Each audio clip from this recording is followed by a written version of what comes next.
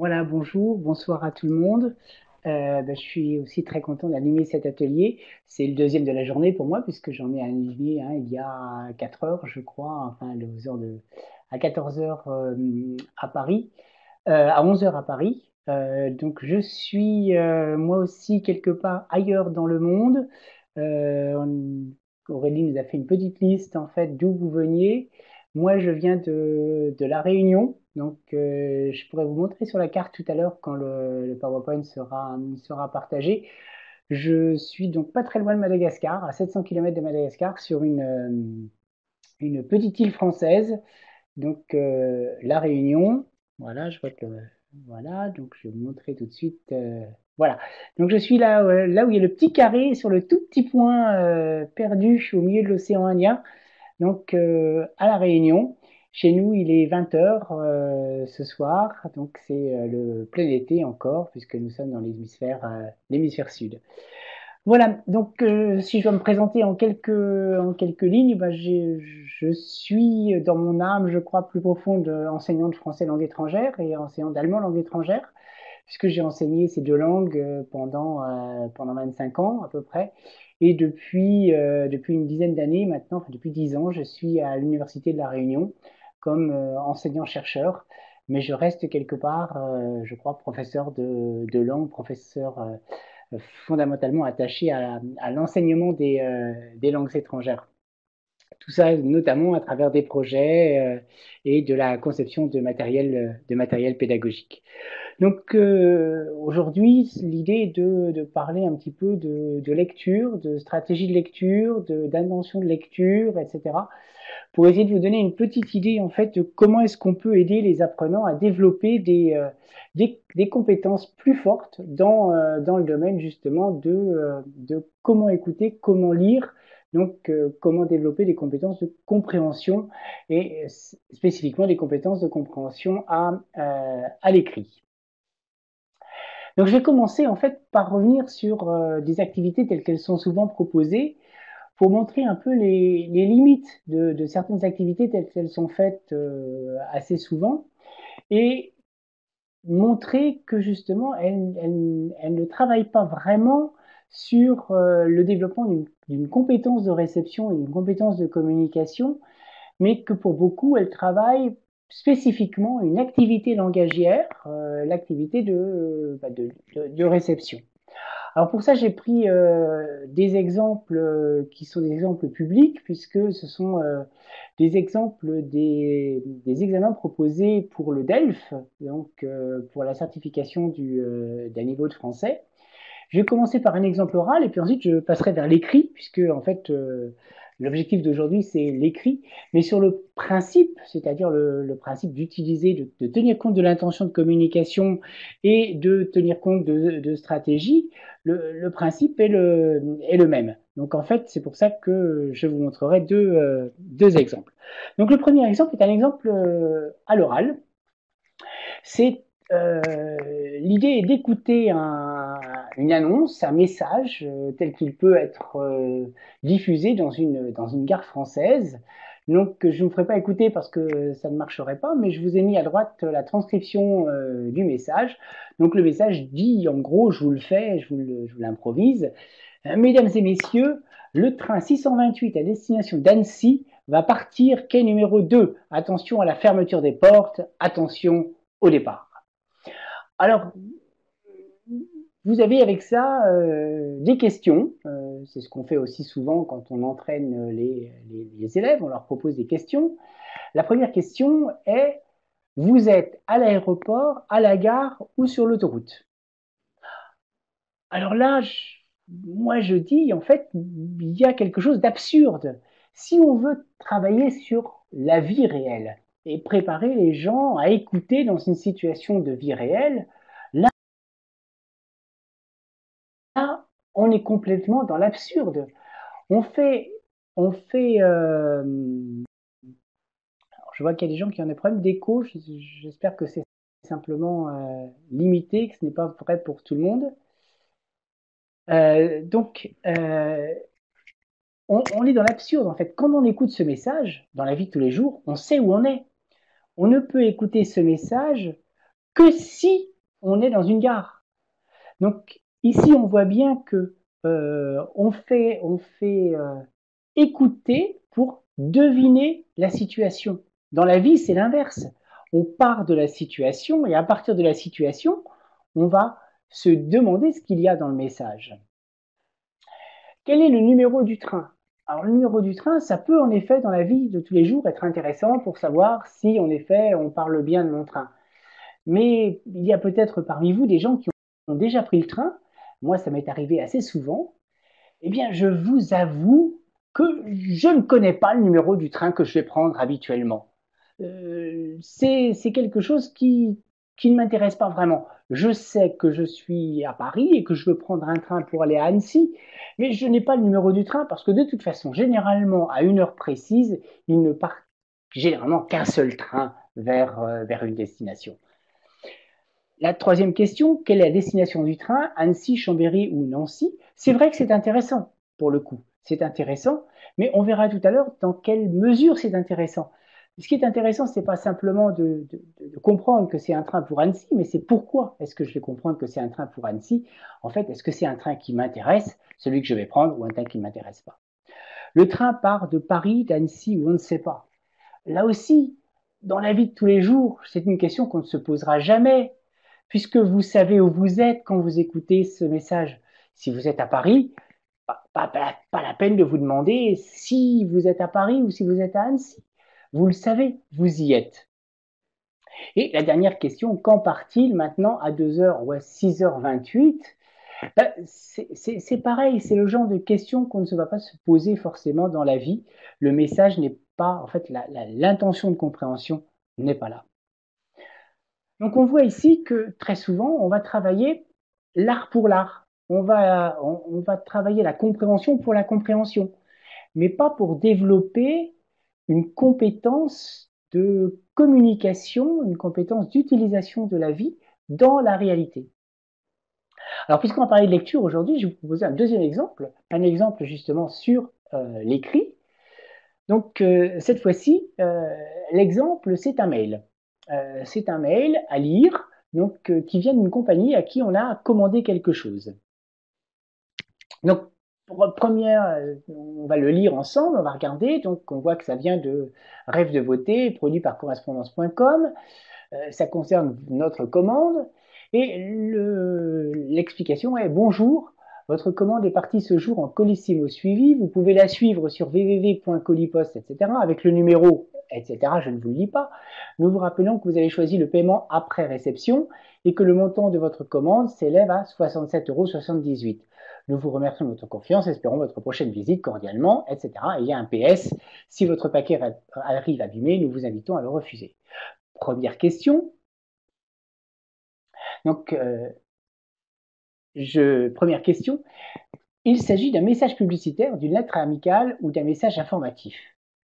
En fait, là aussi, on est quelque part un peu dans l'absurdité.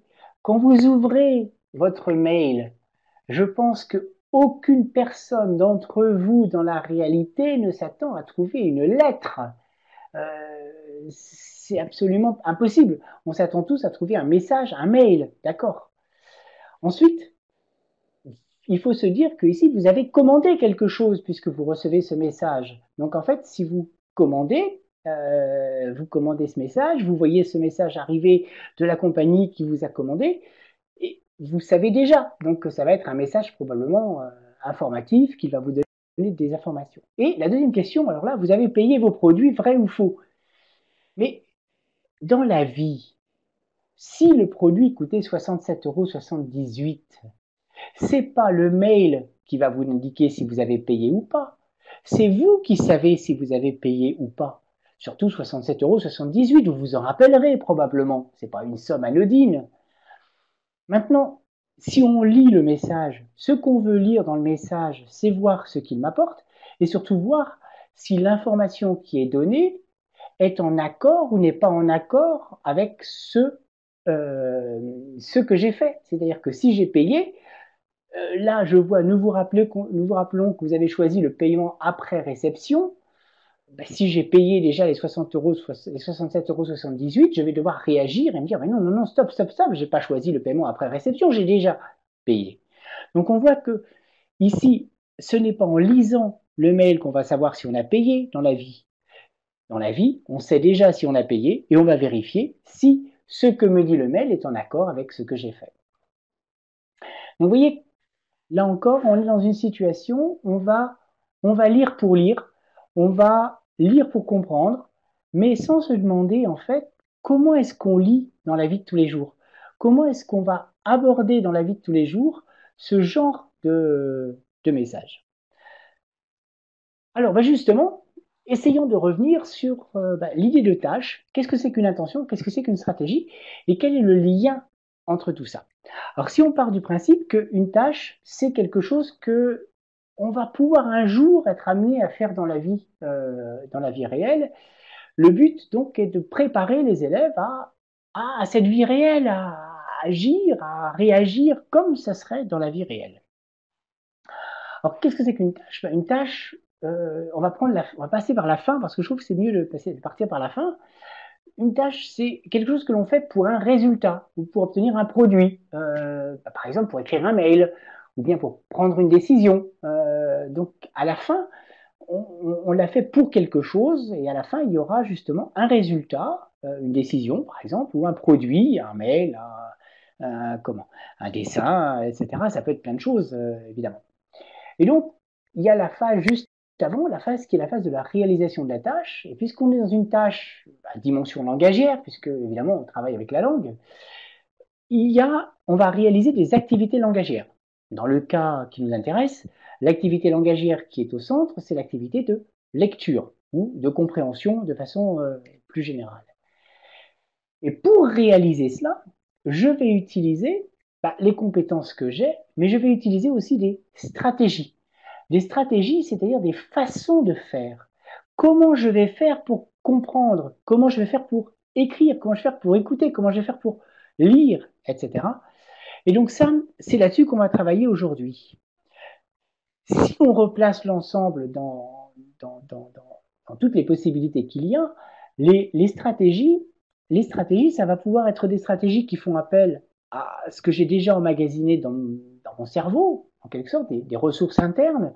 Je sais déjà faire des choses, j'ai déjà appris des stratégies, j'ai déjà des connaissances, j'ai déjà des compétences, je vais pouvoir les utiliser.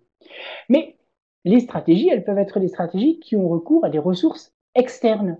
Je vais pouvoir, par exemple, une des stratégies possibles, si je ne comprends pas bien quelque chose, ça va être, par exemple, de demander de l'aide à quelqu'un, de dire, qu'est-ce que tu as compris, toi? Par exemple, tout à l'heure, sur l'écoute à la gare, si je suis à la gare, je peux me tourner vers quelqu'un qui est sur le même quai que moi, au même endroit, et dire, vous avez entendu l'annonce? Est-ce que c'est mon train? Je vais à Annecy, est-ce que c'est mon train? Qu'est-ce que ça a dit? Etc. Donc je vais pouvoir utiliser aussi d'autres personnes, ressources. Mais je vais pouvoir utiliser aussi des ressources technologiques. Par exemple, si je dois lire un texte, qui est un texte un peu plus complexe, je vais pouvoir le copier-coller, si c'est déjà sur un support numérique, dans un traducteur automatique sur Internet, et le traducteur va me donner une version qui n'est pas une version linguistiquement parfaite, évidemment, mais qui va me permettre de comprendre mieux le texte de départ. Donc ça, c'est des stratégies. Le tout, évidemment, quand je vais réaliser une activité, quand je vais réaliser une action, une tâche, je le fais avec une intention. Et c'est ça qui m'intéresse aujourd'hui, c'est avec quelle intention je le fais. Et le fait d'avoir une intention, de savoir pourquoi je lis, de savoir pourquoi j'écoute, va me permettre de guider déjà ma lecture. Ça va orienter ma lecture. Ça va être la première en fait stratégie à laquelle je vais avoir recours, c'est de me demander pourquoi je lis. Quelle est mon intention? Et à partir de là, ça va me permettre, on va le voir, de questionner le texte. Alors, si on doit donner deux définitions, la définition de l'intention, c'est le pourquoi. C'est le avec quel objectif, dans quel but est-ce que je lis. C'est se demander pourquoi est-ce que je lis ce texte, qu'est-ce que je veux ressortir de ce texte, pourquoi est-ce que j'écoute cette annonce, Pourquoi est-ce que je fais quelque chose? Et ça, c'est important parce que justement, ça va donner un guide de lecture, un guide d'écoute. Et la stratégie, je vais la définir de façon très schématique, hein, évidemment, on a que quelques 40 minutes. Donc, comme la façon consciente de faire pour atteindre un objectif.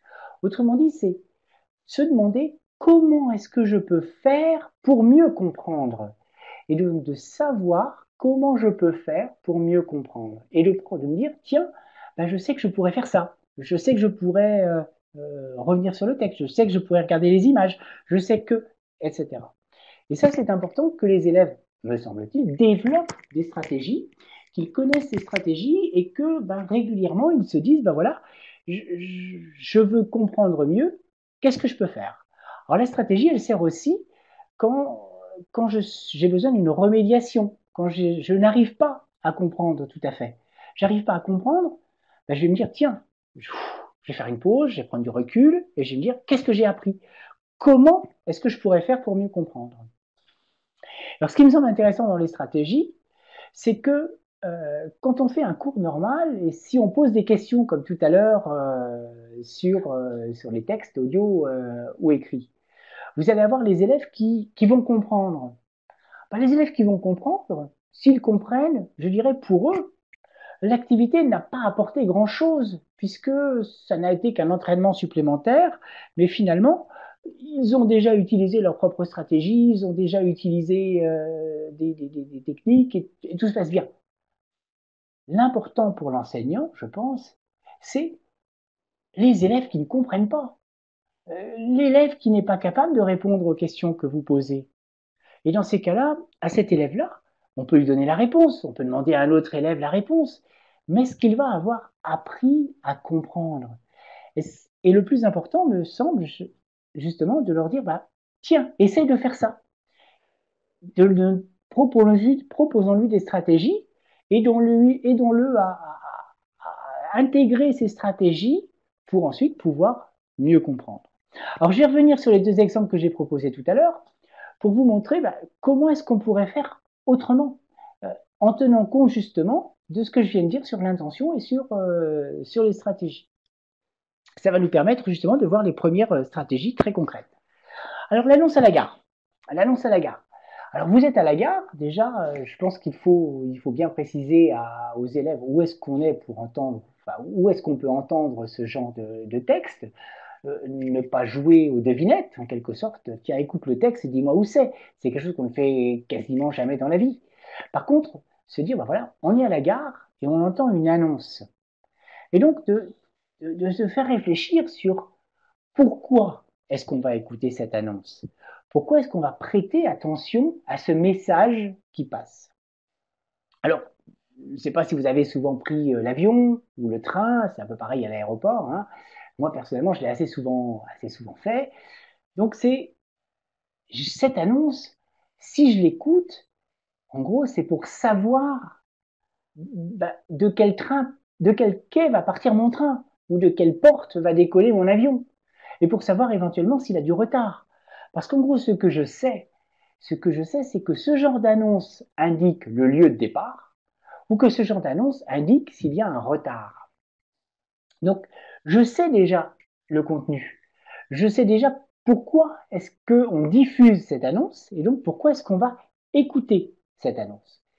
Et vous allez voir que si on réfléchit avec ça avec les élèves, ça va permettre de réfléchir à bah, quelle information concrète va être dedans et comment est-ce que je vais pouvoir mieux comprendre l'information.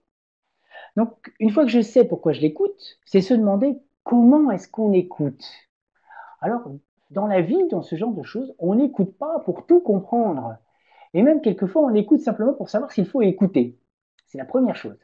Alors, je vais faire part de mon expérience personnelle. Hein. Ceux qui ont pris le train, ceux qui ont pris l'avion pourront me contredire si ce n'est pas la même chose pour eux.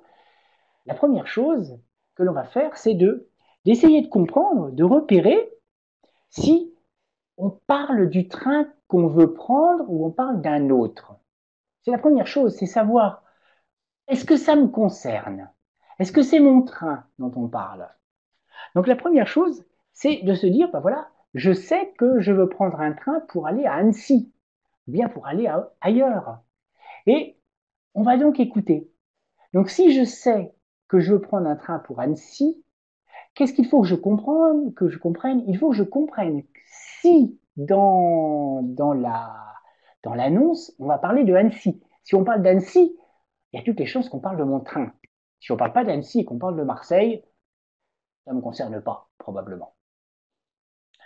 Alors évidemment, tout à l'heure, on vous demandait le numéro du train. Ce que je disais, ça peut être intéressant. Je peux écouter de voir si on parle de mon train, le 628. Mais dans la vie de tous les jours, pas sûr que les gens connaissent le numéro de leur train. Personnellement, c'est très rare que je connaisse le numéro de mon train. Par contre, comme je le disais, la destination, ça je sais où je vais. Donc je sais où je vais et je vais savoir si c'est mon train.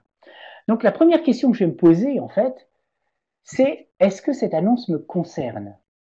Si j'entends, et je peux savoir qu'elle me concerne si j'entends le nom de ma destination. Donc ça, c'est vraiment une stratégie. Je vais écouter s'il y a le nom de ma destination. Et si ça me concerne, s'il y a Annecy, bah, je continue à écouter.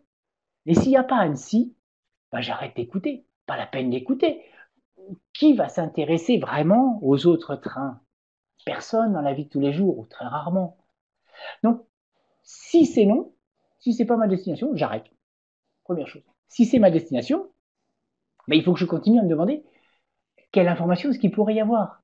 Ça peut être le quai. Alors, si c'est le quai, là aussi, se demander comment est-ce que je vais comprendre si c'est le quai. Et comment est-ce que je vais comprendre quel quai? Ben, en fait, c'est très simple. Les quais, ils sont numérotés de 1 à quelque chose, ou alors ils sont répertoriés par des lettres A, B, C. Et en fait, tout ce que j'ai besoin de savoir, c'est de comprendre, est-ce que j'entends 1, 2, 3, 4, 5, 6, 7, etc., ou est-ce que j'entends A, B, C? Et se me dire, ben ça, c'est le quai. Et généralement, devant, il y a le mot quai. Quai A, quai 2, quai 3, quai 7. Donc ça va me permettre aussi de mieux comprendre. Si c'est un horaire, on va annoter 5 minutes de retard, 10 minutes de retard, ou partira à 13 heures, partira à 20 heures, etc. Et donc, ça va me permettre là aussi de me dire, ah, j'ai entendu un horaire, ça veut dire que mon train va partir à cette heure-là, qu'il y a peut-être un retard, etc. Je vais pouvoir comparer à l'heure à laquelle je sais qu'il doit partir, et puis je vais pouvoir agir en conséquence, eh bien, aller sur le quai, je vais pouvoir prendre le temps de m'installer, prendre un café, etc. Je ne sais pas quoi, pour passer le temps s'il y a un peu de retard.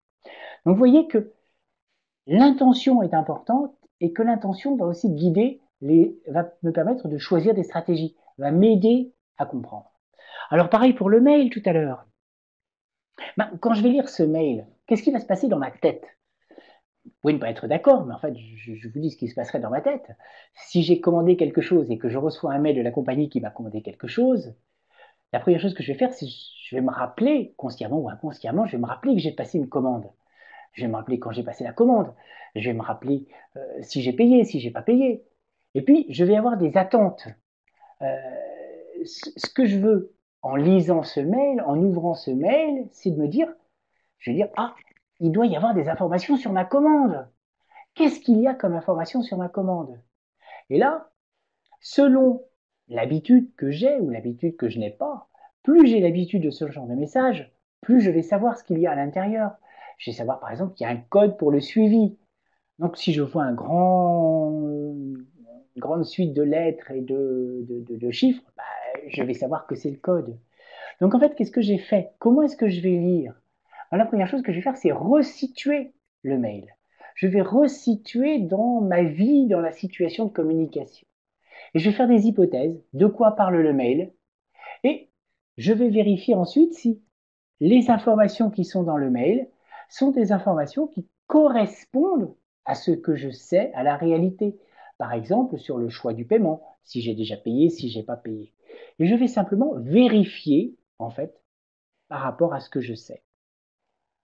Et donc, on le voit, si je suis enseignant et que je vais travailler là-dessus, mes questions vont être ma façon de faire va être très différente. Donc, voilà. La première chose que je vais faire, c'est d'indiquer aux élèves, voilà, tu as commandé il y a quelques semaines un produit à telle compagnie, tu reçois ce mail.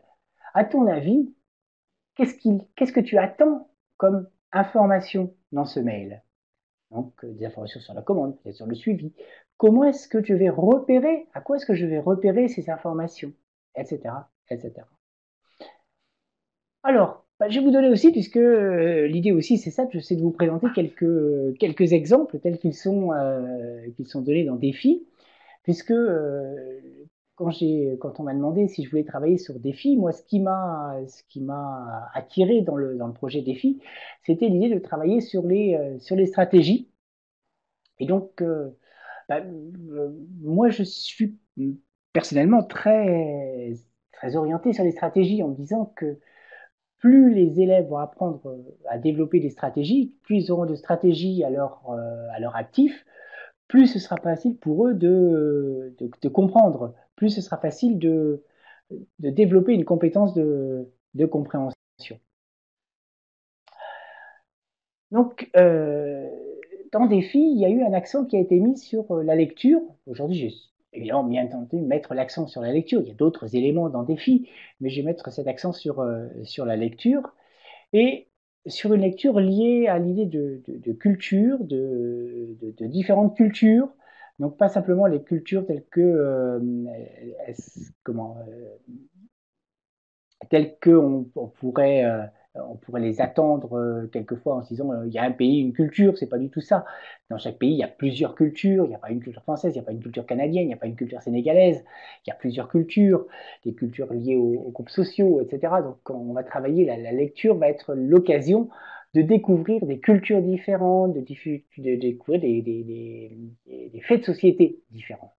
D'où l'idée, vous le verrez, on ne va pas lire simplement pour lire et pour comprendre, on va comprendre pour réagir, pour faire quelque chose. Donc je vais en parler juste après, ça peut être justement, bah, qu'est-ce que ça a évoqué pour moi, comment est-ce que c'est chez moi, etc. Voilà, donc la lecture, elle va être liée à une intention de lecture. On ne va pas faire lire ou pour apprendre à lire. On va faire lire pour quelque chose. Alors, ce qui a été souvent choisi par les auteurs, c'est bon, lire pour s'informer, lire pour découvrir des cultures, pour découvrir des faits de société qui sont potentiellement intéressants, et lire pour réagir, ben justement pour dire, tiens, ben, dans les cultures que je connais, c'est différent. Dans les cultures que je connais, c'est pareil. Ou bien dire, bah, moi, ça m'a choqué, ça m'a étonné, donc de réagir par rapport à ce qui est, à ce qui a été lu. Donc, vous le verrez, c'est de mettre l'importance, mettre derrière à chaque fois une intention de lecture. Alors, si vous regardez le manuel, évidemment, l'intention de lecture, on ne la voit pas toujours parce qu'elle n'est pas explicitée. On ne va pas dire vous allez lire pour vous informer, mais elle est là, elle est présente à chaque fois. Il y a une intention. On ne lit pas pour lire, mais on lit pour quelque chose. Et justement, c'est d'aider les élèves à mieux comprendre, à mieux lire, à mieux développer à construire du sens. Donc, on va mettre l'accent sur les stratégies, donc comme je vous disais, sur des façons de faire conscientes pour atteindre un objectif, ici, comprendre, et des stratégies de remédiation qui se permettent de, bah, j'ai pas compris, je vais pouvoir utiliser des stratégies pour mieux comprendre quelque chose. Alors pratiquement, euh, moi je suis très, comme je disais, orienté sur les stratégies. Alors moi je mettrais volontiers beaucoup de stratégies autour de chaque document. Là, l'option qui a été choisie est de répartir en fait des stratégies, d'exemplifier des stratégies à travers tout le manuel à des endroits spécifiques où il nous semblait que la stratégie était particulièrement intéressante pour un texte. Ça ne veut pas dire que sur ce texte-là, on va utiliser que cette stratégie et que sur les autres, on va utiliser pas de stratégie ou alors d'autres stratégies qui vont être présentées. Non, l'idée, c'est que l'élève, l'apprenant, puisse s'approprier plusieurs stratégies, puisse construire une sorte de ressources en stratégie, de paquets de stratégies, et soit capable de les utiliser, de les réutiliser. C'est-à-dire qu'une stratégie qui a été vue à l'unité 1, elle va pouvoir de nouveau être utilisée à l'unité 2 ou à l'unité 3, etc. Le but étant d'inviter les élèves à réactiver ces stratégies qu'ils ont déjà utilisées.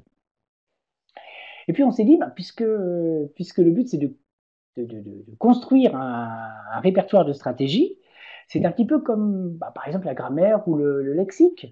on va petit à petit construire comme un répertoire de règles de grammaire, un- un lexique, etc. Et dans les manuels, ben, on trouve à la fin, très souvent, un mémento grammatical qui reprend toutes les règles. Et pareil, il y a un index lexical qui reprend le lexique.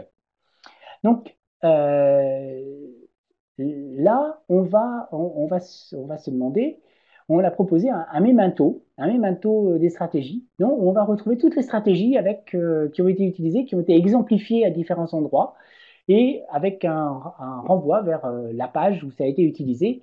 Et quand une stratégie est aussi utilisée, il y a une petite pastille qui indique les stratégies. Donc un memento, ça va être un ensemble, deux pages en fait où on va lister toutes les stratégies qui ont été vues dans l'ensemble du manuel et auxquelles l'élève, justement, l'apprenant pourra se référer, se reporter en se disant ah oui, on a appris des stratégies, elles sont toutes résumées, toutes reprises à un même endroit.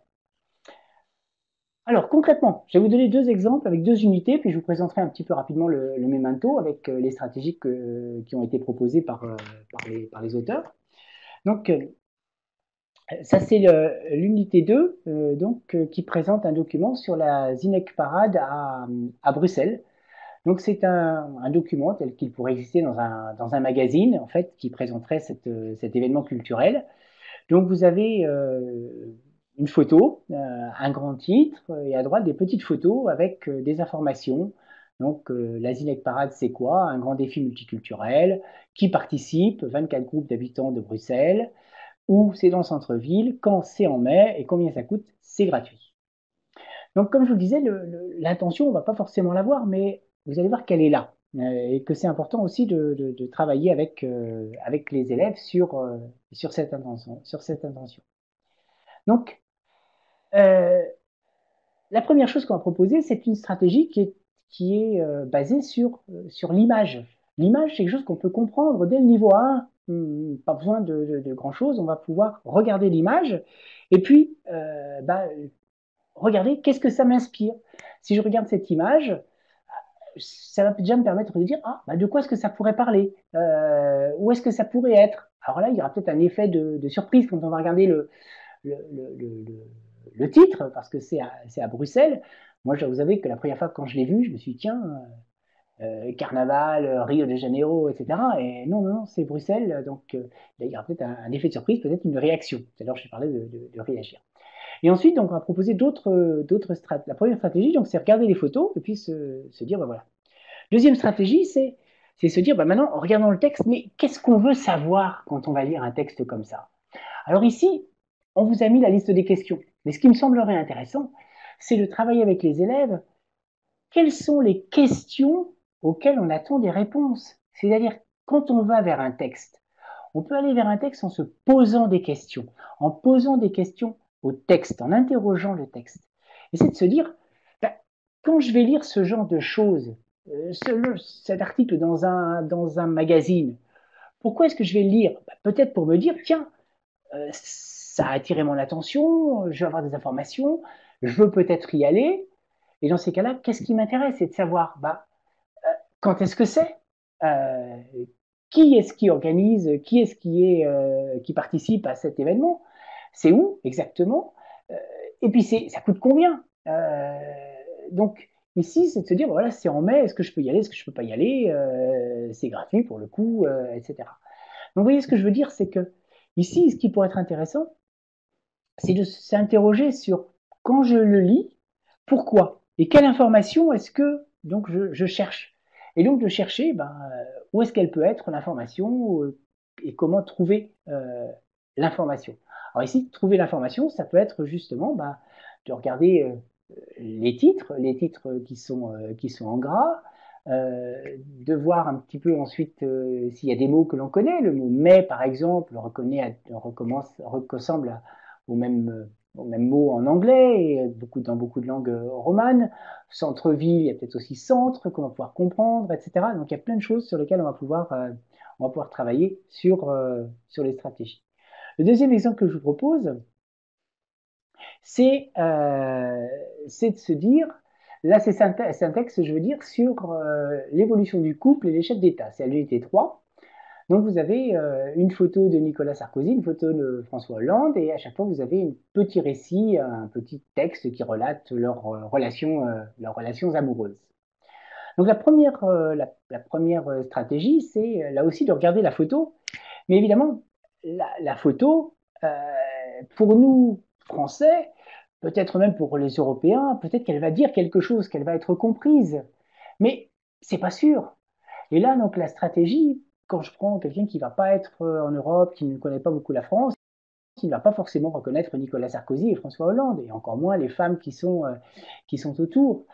Donc, la première chose qu'on va demander, c'est justement, bah, connaissez-vous les hommes en photo? C'est s'interroger sur est-ce qu'on les connaît. Et si on ne les connaît pas, bah, allez voir s'il y a d'autres informations dans le texte. Ah, dans le texte, il y a le titre. Les chefs d'État. C'est en rouge, comme Nicolas, comme François. Donc se dire, ah, chef d'État, je vais peut-être comprendre cela et me dire, ah ben voilà, je comprends. Ou alors, si je comprends toujours pas, c'est aller chercher sur Internet, mettre chef d'État, Nicolas. Même voir chef d'État français, Nicolas, et vous trouverez probablement de l'information sur Nicolas Sarkozy, vous trouverez des photos qui ressemblent, donc vous verrez c'est le personnage, peut-être aller voir, vous trouverez que c'est le président, etc., etc. Donc on va trouver des informations. L'une des stratégies, là, c'est de, de, de mettre en lien la photo et puis le titre, et puis aussi d'aller se renseigner, parce que les éléments culturels, c'est pas toujours facile à comprendre. C'est lié à l'habitude que l'on a de la culture dans laquelle il se trouve. Et la deuxième stratégie qu'on propose, c'est de se dire, ben voilà, lisez l'article et soulignez tous les mots que vous connaissez. C'est-à-dire de ne pas partir de, oh, il y a des choses que je ne comprends pas. Non, il y a plein de choses que je comprends. Alors moi, si je le faisais avec des élèves, dans un manuel, c'est très difficile à faire parce que c'est la mise en page, etc. Ce que je ferais, c'est je recopierais éventuellement ou je photocopierais de nouveau les textes. Et dans ces textes, je supprimerais tous les mots en fait que les élèves pourraient ne pas comprendre. Je garderai uniquement les mots qu'ils peuvent comprendre. Et donc, je mettrai avec des X à la place des mots qu'ils ne peuvent pas comprendre, ou je les barrerai, je les surlignerai pour les faire disparaître en noir, ou de ce genre-là. Et je leur dirai, ben voilà, lisez le texte maintenant à partir de ces mots, de ces éléments que vous avez compris, et essayez de comprendre le texte, essayez de comprendre de quoi ça parle, voire même les mots qui sont grisés, qui ont été supprimés, essayez de les comprendre. Alors, comme je le disais, il y a un mémento. Ben voilà à quoi ressemble le mémento dans Défi 1. C'est une double page. Donc, vous avez d'un côté les stratégies avant de lire, de l'autre côté les stratégies pendant la lecture. Et donc, vous avez une liste des stratégies avec à chaque fois donc, un renvoi dans les unités, donc les pages où ces stratégies ont été, comme je le disais bien, ont été exemplifiées. C'est-à-dire là où elles ont été présentées pour la première fois alors, je vois quelqu'un qui dit que dans la vie, je ne souligne jamais les mots. Oui, évidemment, mais vous êtes compétente. Vous êtes compétente. C'est-à-dire que les stratégies, on va les utiliser si elles m'aident à comprendre. Et l'important, c'est d'aider les élèves à comprendre. Alors, évidemment, dans la vie, ils ne souligneront peut-être pas les mots, mais le but ici de souligner les mots, c'est d'attirer leur attention sur ce qu'ils connaissent et de retenir, de garder ce qu'ils connaissent. Dans les stratégies, il y a un élément qui est un élément aussi de développement de ces stratégies. Donc, et je vous assure que dans une langue étrangère, se baser sur ce qu'on comprend est une façon tout à fait pertinente pour aller plus loin. Alors, quelqu'un demande comment est-ce qu'un élève de niveau 1 peut comprendre ce memento. Ben, il est clair qu'il n'est pas tout seul, puisqu'il utilise un manuel, donc il est avec un professeur, et que c'est ce que nous avons pensé, c'est que, évidemment, le professeur, il est toujours là. Hein, l'élève ne travaille pas avec son memento tout seul, c'est comme le memento de grammaire, hein, c'est l'aide du professeur qui va pouvoir justement expliquer ce qu'il y a dans le memento, etc. Et éventuellement, penser à traduire des éléments ou des choses dans ce genre-là pour que l'élève l'ait dans sa propre langue si ça peut être nécessaire. Voilà, donc quelles sont les stratégies qui sont à l'intérieur? Les stratégies qu'on a retenues au niveau 1, la première, c'est de faire des hypothèses sur le contenu, c'est-à-dire se demander déjà, avant de lire, puisque je sais pourquoi je vais le lire, qu'est-ce qu'il pourrait y avoir? Donc, ces hypothèses, elles peuvent être faites à partir comment? De ce que je sais déjà, de ce que je vois, des illustrations, du titre, des sous-titres, des mots connus, etc. Ensuite, de vérifier si ce qu'on pense qu'il y a dans le texte est présent dans le texte, d'essayer de repérer où est l'information, pas forcément comprendre l'information déjà, mais déjà de repérer l'information. Euh, donc, et utiliser ses connaissances sur le thème. Je sais déjà des choses, donc je vais pouvoir activer les informations. Qu'est-ce que je sais sur ce thème? Ce que je disais ce matin dans l'atelier, si je devais lire un texte de médecine, même quelquefois un texte de vulgarisation, je sais que j'ai des problèmes à comprendre ce genre de texte, parce que je ne suis pas spécialiste de médecine. Donc ça peut être aussi de s'informer. Alors quand je dis s'informer, bah, ça peut être aussi de faire des recherches sur le thème, sur Internet, de demander à ses camarades. Tout à l'heure, il y a quelqu'un qui demandait justement est-ce qu'on peut faire de l'importance de la lecture en groupe? Ben oui, tout à fait. Les autres sont là pour m'aider, on va pouvoir ensemble se dire bah, qu'est-ce que tu as compris? Comment est-ce que tu as compris? Ah, ben, pourquoi est-ce que tu as compris ça? Pourquoi est-ce que moi j'ai compris ça? On va pouvoir donc ensemble travailler sur la lecture, échanger avec les camarades sur le thème, mais aussi sur la lecture. Et éventuellement même bah, interroger l'enseignant, c'est-à-dire de demander à l'enseignant, ben voilà, est-ce que je peux avoir des informations complémentaires? Voilà, donc je vais revenir sur des questions que je vois passer qui sont intéressantes, mais que je te traiterai après. Donc les stratégies pendant la lecture qui sont évoquées, ben, ça peut être demander de l'aide à quelqu'un, comme on le disait tout de suite, là aussi, quand on est sur le texte, ben, travailler ensemble, de poser des questions à l'enseignant, pas toujours l'enseignant qui pose des questions, mais que ce soit aussi les élèves qui puissent poser des questions. Tiens, monsieur, est-ce que ça veut bien dire ça, etc. On l'a dit tout à l'heure, ça peut être utiliser des ressources extérieures, donc un dictionnaire bilingue, monolingue, mais aussi un traducteur automatique qui est tout à fait pertinent et tout à fait intéressant pour comprendre. Alors là aussi, il ne s'agit pas de se reposer sur le traducteur automatique. La stratégie, ça va être d'aller voir quelle est la traduction proposée par un traducteur, voire par plusieurs traducteurs automatiques, de confronter au texte en français et de se dire, bah, voilà, à partir de ces versions traduites, à partir du texte français, qu'est-ce que je comprends maintenant? J'en ai parlé tout à l'heure rapidement, faire des inférences, c'est-à-dire combler les lacunes. À partir du moment où j'ai souligné tout ce que je comprends, où j'ai repéré tout ce que je comprends, me dire, ben, à partir de ça, il y a des éléments que je ne comprends pas, et je peux, à partir de ça, justement, essayer de comprendre, à partir de ce que je connais, comprendre ce que je ne connais pas justement en occultant, en supprimant les mots qui étaient difficiles. Je vais prendre un exemple. Si je vous dis ce matin, je me suis à 6 heures, ben ce à 6 heures, il n'y a pas beaucoup de choix. Ça peut être je me suis réveillé, je me suis levé, probablement, mais ça m'étonnerait que je vous dise que je me suis brossé les dents à 6 heures du matin. Donc on voit que à partir de ce que je comprends, je peux essayer ce qu'on appelle inférer, c'est-à-dire logiquement d'essayer de comprendre ce que je ne comprenais pas. Ça peut être travailler aussi sur la structure du texte, voir que sur un texte, il y a un titre, qu'il y a une introduction ou un chapeau dans les textes, les articles de journaux, c'est-à-dire un petit texte qui résume en quelque sorte au début, qui a des sous-titres, qui a des illustrations, qui a des légendes, et à partir de tout ça, je vais pouvoir essayer de construire du texte. Alors le plus difficile, c'est les éléments purement culturels. Parce que alors là, tout à l'heure, la photo de Sarkozy ou la photo de Hollande, soit je connais, soit je ne connais pas. Il y a difficilement des stratégies pour mieux le comprendre. Et donc là aussi, c'est faire des recherches, comme je disais tout à l'heure, sur Internet. Il est même possible de photographier la photo et de la mettre dans Google et il va vous dire qui c'est. Donc c'est aussi des possibilités de travailler sur des stratégies.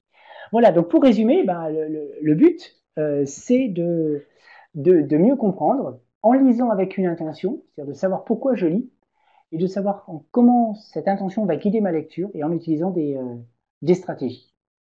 Voilà, donc l'idée était de vous présenter ça un petit peu rapidement, de voir si vous aviez des questions. Donc j'ai vu qu'il y avait déjà qu'il y avait des questions. Donc on peut revenir sur certaines des questions qui ont été posées. Je vois que Aurélie a déjà répondu à certaines questions. Euh, alors, il y avait une question très intéressante, je trouve, sur en travaillant le compte, par exemple, quelle est l'intention de lecture à ce niveau. Alors, déjà au niveau 1, le compte, ça va être un petit peu difficile, mais bon, c'est tout à fait possible. La question est toujours de se demander, mais pourquoi est-ce qu'on lit? À mon avis, il faudrait sortir de, on lit pour lire. C'est pas vraiment ce qui va motiver les apprenants. C'est dans la vie de tous les jours, pourquoi est-ce qu'on lit un conte? On lit un conte pour se distraire. On lit un conte pour éventuellement réfléchir sur la morale qui est proposée, sur ce qui est dit dans le conte. Donc c'est vraiment mettre l'accent là-dessus et choisir le conte de façon à ce qu'il puisse être relativement facilement compréhensible par les élèves et puis leur permettre un accès justement à cette intention de lecture. Bah, les stratégies, c'est un peu les mêmes. Alors, les stratégies de lecture pour un conte, moi, je vous renvoie quand même à tous les travaux de Grémas et de Pop, notamment. Vous verrez que dans les contes répondent à des structures bien précises, hein.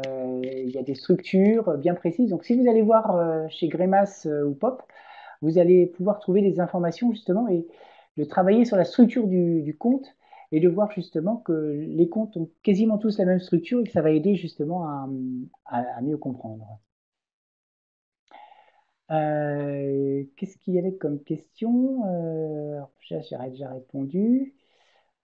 Quelqu'un disait tout à l'heure, le formateur doit essayer de faire comprendre globalement le document. Ben, je dirais oui et non. Parce qu'il y a des documents, en fait, si on s'interroge sur la question la question de l'attention, dans la vie de tous les jours, si on veut les former, c'est aussi former les apprenants à se dire, il y a des textes où l'important c'est de comprendre en gros de quoi ça parle, et il y a des textes où c'est simplement une information qui est importante à l'intérieur, et c'est de trouver cette information. Je vais prendre un exemple un petit peu caricatural. Si vous ouvrez c'est une très mauvaise blague française, si vous ouvrez un annuaire téléphonique, c'est une sorte de grand livre. Il y a une mauvaise blague en France de la personne qui ouvre le livre et qui commence à dire oh là là, il y a beaucoup trop de personnages dans ce livre. Euh, Quand vous ouvrez un annuaire téléphonique, c'est un gros livre, vous cherchez uniquement une information. Et dans certains textes, c'est pareil, on va chercher une information. Quand on va par exemple aller sur la page d'un musée, on va simplement peut-être chercher quand est-ce qu'il est ouvert, combien ça coûte. Et ça, c'est des informations que même au niveau A1, on est capable de trouver, mais on ne va pas forcément avoir besoin d'une compréhension globale, on va quelquefois avoir besoin simplement d'informations spécifiques. Euh,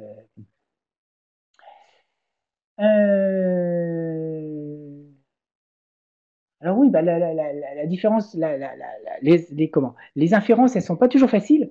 Moi, je pense que pour faciliter l'inférence, c'est de présenter des textes où tous les éléments qui peuvent poser problème disparaissent, ne sont pas apparents. C'est-à-dire que l'élève, sinon, bloque souvent sur le mot en soi.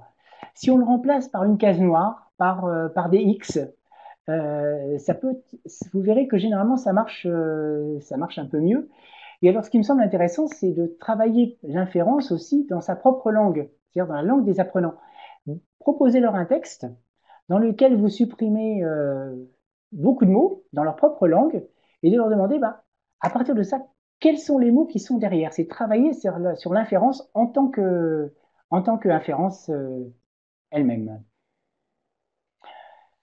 Alors pour le débutant au niveau hispanophone, bah, je crois qu'une des stratégies les plus importantes pour un hispanophone qui va apprendre le français, c'est déjà de se rendre compte que bah, à travers l'espagnol, dans la lecture, il a déjà accès à beaucoup de français. C'est-à-dire que vraiment, là, je pense que les stratégies interlinguistiques, c'est-à-dire de se rendre compte que bah, le français, c'est quand même pas si loin que ça de l'espagnol, ça va être, ça va être primordial. C'est vraiment là, on est dans un cas bien particulier d'un hispanophone qui attend le français. Bah, travailler pour la lecture un texte en version originale ou un texte adapté aux apprenants, je dirais ça dépend.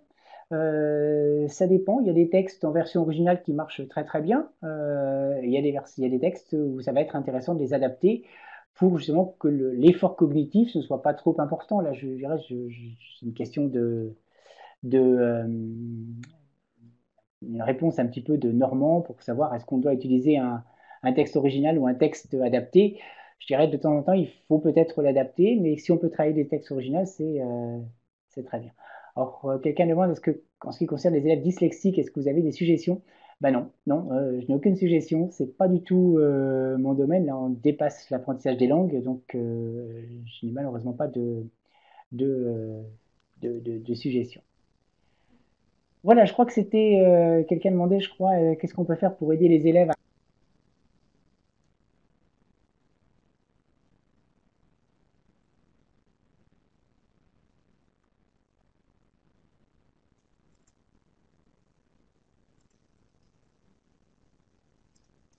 à aimer la lecture. Bah, tout ce qu'on entend par la lecture, ça dépend de ce qu'on entend par la lecture. Je pense que déjà les motiver à lire, les motiver, c'est peut-être leur montrer que bah, quand je lis, c'est pour quelque chose, que je lis pas simplement pour lire, mais que je lis pour avoir des informations, pour réagir, etc. Donc ça, je pense que c'est vraiment le plus important. Voilà, puis il y a une dernière question de Jeanne Olmé sur Oui. ce que voilà, bah, euh, Audrey vient de répondre. En effet, pour des filles, il y aura un niveau A1, A2, B1 et B2. Voilà. Bah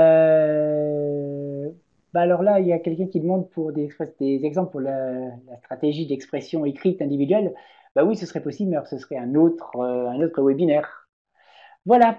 Bah, je vous remercie beaucoup pour l'attention. Ah, bah, il y a une dernière question quand même, je vais la reprendre. Que pensez-vous de la lecture à voix haute? Alors la lecture à voix haute, pour moi, c'est pas une lecture qui va aider à comprendre. La lecture à voix haute, on va la faire pour d'autres questions, pour travailler justement la phonétique, la phonologie. Et donc, si vous deviez même vous-même lire un texte à voix haute devant un public, je pense que la première chose que vous feriez, c'est de le lire d'abord à voix basse et d'abord de le comprendre. C'est-à-dire vous feriez d'abord un travail de compréhension. Donc pour moi, la lecture à voix haute, si on fait de la lecture à voix haute, elle doit venir quand on a bien compris le texte. Quand les élèves ont bien compris le texte, là, ils vont pouvoir faire une lecture à voix haute. Et la question à se poser est, est-ce que le texte a été fait pour une lecture à voix haute? C'est-à-dire qu'un article de journal, ça n'a pas vraiment été fait pour être lu à voix haute. Donc c'est toujours se demander aussi, pourquoi lire à voix haute? Là aussi, quel est l'intérêt? Oui, merci beaucoup Christian pour toutes ces informations et la réponse à toutes les questions posées.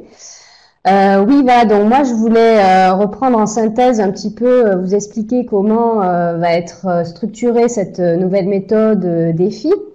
Donc voilà, notre toute dernière collection pour grands adolescents et adultes. Elle va être disponible donc du niveau A1 jusqu'au niveau B2. Hein, sachant que là, à la fin du mois, le niveau A1 sortira, le livre et le cahier, et le niveau A2 est attendu pour dans le courant du mois de mai. Hein, voilà. Donc, sachez que quand on terminera donc sur l'écran, le dernier écran de la rencontre, je vous passerai un lien. Donc, si la méthode vous a plu et vous souhaitez recevoir un spécimen, vous pourrez remplir ce formulaire pour nous le demander. D'accord? Alors, vous expliquez aussi un petit peu comment les autres auteurs de la collection perçoivent justement comment ils ont conçu la méthode. Donc un grand point fort de défi, c'est aussi l'entrée par la culture. Donc là, on a Monique Daigné, l'une des auteurs, qui nous dit c'est en partant de la culture et pour terminer par elle, c'est ce qui a été visé dans chaque unité de défi. D'accord? Donc comment ça se présente? Donc vous allez avoir dans le livre 8 unités. Chaque unité est divisée avec une page d'entrée, 2 dossiers et une page de lexique. Donc voilà comment ça se présente. Donc je vous disais une entrée par la culture justement qui va permettre aux apprenants d'avoir des documents qui vont susciter leur intérêt pour découvrir la culture francophone. Et donc, au travers de ces éléments culturels, de ces faits de société, on va leur faire découvrir et travailler les outils linguistiques. D'accord? Donc, les documents déclencheurs peuvent être des documents authentiques ou adaptés, mais dans un graphisme qui rappelle celui d'un magazine. Donc, je vous montre un peu à quoi ça ressemble. Voilà, donc par exemple, dans cette unité ici qui s'appelle Métro Boulot Dodo, on va leur parler du rythme de vie en France et au Québec, des horaires, du fait d'habiter loin de son lieu de travail. Donc voilà, ils peuvent se sentir aussi impliqués dans ce genre de sujet hein, qui correspond à la vie de tous les jours. Et on va pouvoir d'ailleurs leur faire de nombreuses activités interculturelles, hein, de faire comparer leur culture à celle des cultures francophones, leur demander comment ça se passe chez eux. Voilà, tout ce travail de réflexion interculturelle. Ensuite, bon, donc bien sûr, le travail approfondi sur les textes et les stratégies de lecture, c'est ce que vient de vous présenter Christian, hein, donc je ne reviens pas là-dessus. Vous aurez également un travail approfondi sur le lexique. Hein, c'est vraiment, on considère vraiment maintenant le lexique comme un élément fondamental de l'apprentissage. Donc, on va entraîner finalement les élèves à reconnaître les collocations, c'est-à-dire les associations habituelles de mots les plus courantes, hein, parce qu'on s'est rendu compte que ça permet de mémoriser et d'utiliser à bon escient le lexique. On va leur demander de créer leur propre carte mentale pour qu'ils puissent vraiment se faire leur propre panier de lexique, hein, sachant que pour chaque individu, les besoins vont être un petit peu différents. Donc chacun pourra retenir le lexique qui l'intéresse le plus. Après, donc c'est également une collection